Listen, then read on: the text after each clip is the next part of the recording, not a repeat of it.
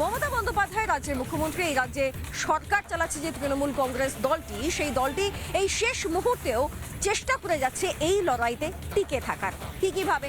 আপনারা জানেন যে যখন নির্বাচন কমিশন ভোটের দিনক্ষণ ঘোষণা করলো রবিবার, ঠিক তার খানিকক্ষণ আগেই হঠাৎ একটা সামাজিক মাধ্যমে পোস্ট এলো।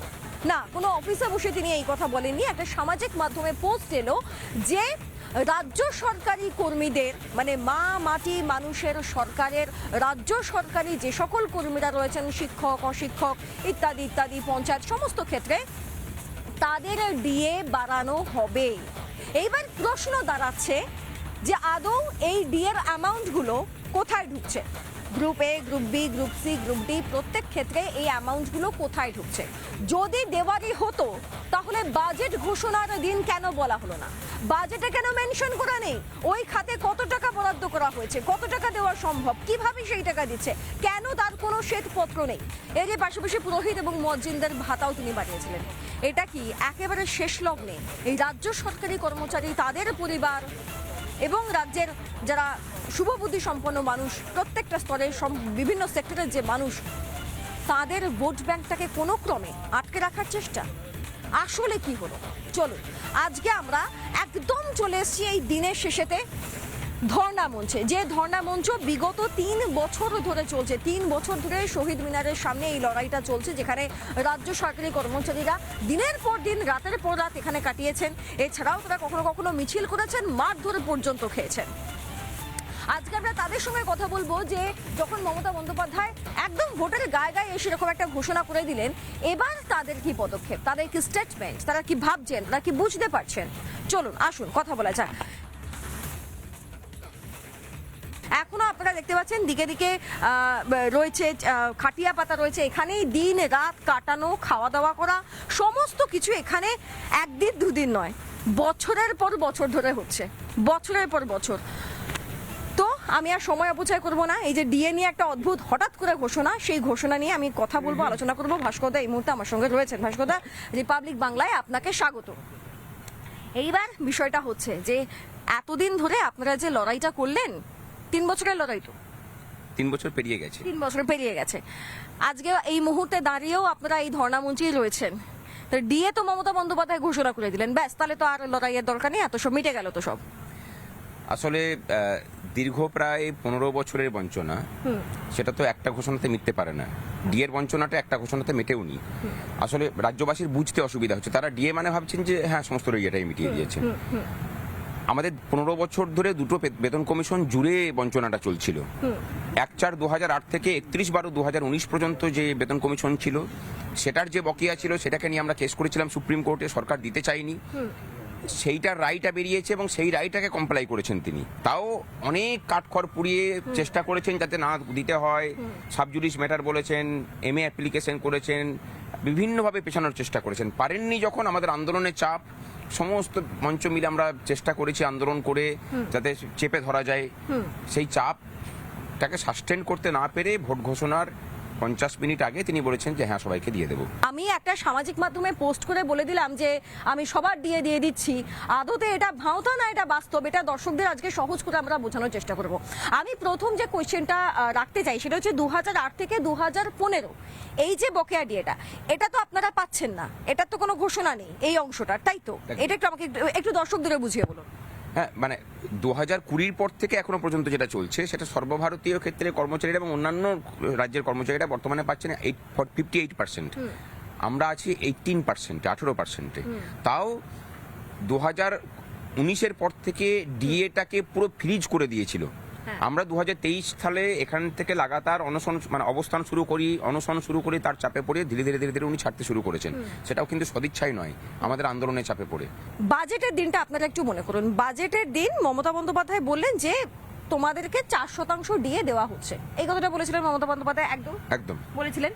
এবার বাজেটের দিন ডিএ নিয়ে কোনো প্রসঙ্গ, কত টাকা বরাদ্দ ইত্যাদি, অন্তত বাজেটে আমরা এরকম কিছু দেখতে পাইনি। তাহলে যে ঘোষণাটা বাজেটে হলো না, সেটা হঠাৎ ভোটের দিনক্ষণ ঘোষণার ঠিক খানিকক্ষণ আগে কি করে হয়ে গেল? আগে মমতা বন্দ্যোপাধ্যায় বাজেট ঘোষণার দিন রাজ্য সরকারি কর্মচারীদের ডিএ নেওয়া নিয়ে বা ডিএ দেওয়া নিয়ে কি বলেছিলেন, আগে সেটা শুনে নিন। আমরা এখনও রায়ের কপি হাতে পাইনি, আমাদের স্টাডি করতে দিন। কারণ যে কমিটি এটা রায়টা দিয়েছে তাতে 3 জন সুপ্রিম কোর্টের জাজ ছিলেন আর 1 জন ছিলেন ক্যাগের, কিন্তু আমাদের ওয়েস্ট বেঙ্গল গভর্নমেন্টের কোনো রিপ্রেজেন্টেশন ছিল না। সেই জন্য আমরা এটা স্টাডি করে লয়ারদের সাথে কথা বলে আমরা অলরেডি একটা নেক্সট কোর্স অফ অ্যাকশানের জন্য একটা কমিটি তৈরি করেছি চিফ সেক্রেটারির নেতৃত্বে। তারা এটাকে স্টাডি করবে, রিভিউ করবে। শুনলেন? এবার আমি বুঝতে পারছি না ভাস্কর বাবু, তাহলে ব্যাপারটা কি দাঁড়ালো? মানে সেদিন তো কোনো ঘোষণা ছিল না, তাহলে যে সুপ্রিম কোর্ট যে নির্দেশ দিল 25% দিয়ে যা বকেয়া রয়েছে দিয়ে দিতে হবে, সেটা হঠাৎ কি করে এখন অ্যানাউন্স করে ফেললেন? না, এটা দুটো মানে ভিন্ন বিষয়টা মানুষও বুঝতে পারছেন না। ওই যে 4% ছিল, সেই 4%টা ছিল 2020 থেকে 2026 পর্যন্ত। এখনো পর্যন্ত যে বকেয়া পরিমাণ দাঁড়িয়েছে, সেই 40% যে বকেয়া আমাদের বাকি ছিল তার থেকে 4% দেওয়া হয়েছে। আচ্ছা। আর এই যেটা সেটা হচ্ছে পুরাতন, আজ থেকে ধরো 2008 সাল থেকে 2019 সালের মধ্যে যে বকেয়া, সেইটাকে নিয়ে যে সুপ্রিম কোর্টের মামলা ছিল, উনি ভোটের আগে সেইটার দেওয়ার কথা ঘোষণা করেছেন। আমরা বলছি যে ওই ঘোষণাটাও একটা ললিপপ। ঘোষণাটা ললিপপ। এবং সেই কেন ললিপপ বলছি না। আচ্ছা, ললিপপে আপনারা ভুলছেন না, কেন ললিপপ বলছেন সেই প্রসঙ্গে আমি পরে আসবো। তবে তার আগে আমার একটা বিষয় একটু জানা দরকার। এখানে তো বাকি রাজ্য সরকারি কর্মচারীরাও রয়েছেন। তো আচ্ছা, আপনাদের মধ্যে গ্রুপ এ বি সি এর মধ্যে কতজন রয়েছেন? একটু যদি হাত তুলেও বলেন। গ্রুপ এ তো আপনারা হচ্ছেন গ্রুপ এ। গ্রুপ বি আপনারা কাজ করে, আপনি গ্রুপ বি। আচ্ছা, এখানেও দুজন দাদা রয়েছেন, তারাও গ্রুপ বি। বেশ। গ্রুপ সি আমি কাউকে এই মুহূর্তে দেখতে পাচ্ছি না। আর গ্রুপ ডি এর মধ্যেও নিশ্চয়ই কেউ আছেন। গ্রুপ ডি কে আছেন? আপনি আছেন গ্রুপ ডি। এবার আমি কেন এই প্রশ্নটা করছি, যে টাকাটা, যে ডিএটা ঘোষণা করেছেন রাজ্যের মুখ্যমন্ত্রী মমতা বন্দ্যোপাধ্যায়, তিনি সেখানে বলা হচ্ছে, অর্থ দপ্তরের যে একটা নোটিশ বেরিয়েছে সেখানে বলা হচ্ছে গ্রুপ এবিসি তাদেরটা প্রভিডেন্ট ফান্ডে যাবে এবং গ্রুপ ডিটা অ্যাকাউন্টে ঢুকবে। আমি কি ঠিক? একদম ঠিক। কিন্তু প্রভিডেন্ট ফান্ডে টাকা ঢুকলে তার রিফ্লেকশনটা, যারা অন্তত গ্রুপ এবিসি তে বিলং করছেন, তারা কি রিফ্লেকশন পাবেন, মানে কি বুঝতে পারবেন? বলছেন যে রিফ্লেকশন কিছু দেখা যাবে না, 2 বছর সেটাকে লক পিরিয়ড থাকবে, 2 বছর আগে সেই পয়সাটা তোলাও যাবে না। বাস্তবতাটা হচ্ছে যে আমরা রেগুলার যে টাকাটা রাখি, প্রত্যেক মাসে আমাদের বেতন থেকে একটা অংশ কাটাতে হয়, সেই টাকাটা থেকে আমরা লোনও নিতে পারি। এরকম প্রভিশন আছে, আমার প্রয়োজন পড়লে আমরা লোন নিতে পারি। রাজ্য সরকারের কোনো কর্মচারী সহজে ওখান থেকে টাকা তুলতে পারেন না। সরকার কেন পারেন না? আচ্ছা, সরকার দিতে চায় না, মানে এটা কিভাবে আটকানো সম্ভব? মানে ডিপার্টমেন্টাল ক্লিয়ারেন্স পাওয়া যায় না যাতে করে তুমি পয়সাটা তুলতে পারো, কারণ ওই টাকাটা সরকার ইউজ করে নিজের প্রয়োজনের তাগিদে। এবার তাহলে এই যে টাকাটা জমা পড়বে, এখন বলা হচ্ছে যে সেই টাকাটার নাকি রিফ্লেকশন আমি দেন দেখতে পাবো না। তাহলে টাকাটা 2 বছরের আগে আমি দেখতেও পাবো না, আমার সেটা তোলার অধিকারও থাকবে না। আমাদের জিজ্ঞাসা যে টাকাটা আদৌ জমা পড়বে তো? আমি এই জায়গাটাই ধরতে চাইছিলাম, তার কারণ বলা হচ্ছে এই মাস মানে মার্চ মাস থেকেই টাকা ঢুকবে। তাহলে যদি মার্চ মাস থেকে টাকাটা ঢোকে, তাহলে আপনি আদৌ জানতেই পারবেন না যে আপনার টাকাটা ঢুকছে কিনা, তাই তো? হ্যাঁ কিনা? জমা পড়েছে কিনা সেটা জানতেই পারবো না। এইবার যেটা এখানে অবসরপ্রাপ্ত, আজকেও আপনারা বসে আছেন, আপনারা কালকে থেকে আর বসবেন? কারণ আপনাদের তো অ্যাকাউন্টে টাকা ঢুকছে। না, প্রথম কথাটা হচ্ছে যে সুপ্রিম কোর্ট যে রায়টা দিয়েছিল, সেই রায়তে পরিষ্কার করে বলা ছিল যে টাকাটা টোটাল সামেশন করে যে টাকাটা প্রাপ্য হয়, সেই প্রাপ্য টাকার 25% ইমিডিয়েটলি দিয়ে দিতে হবে, আর বাকিটা ওই ইন্দু মালহোত্রা কমিটি নির্ধারণ করে দেবে এবং সেটা কতটা ইনস্টলমেন্টে দিতে হবে সেটা হবে। উনি টোটালি সুপ্রিম কোর্টের রায়টাকেই ভায়োলেট করেছেন। না, আপনার মনে হয় না যেটা ভোটের জন্য করছেন মমতা বন্দ্যোপাধ্যায়?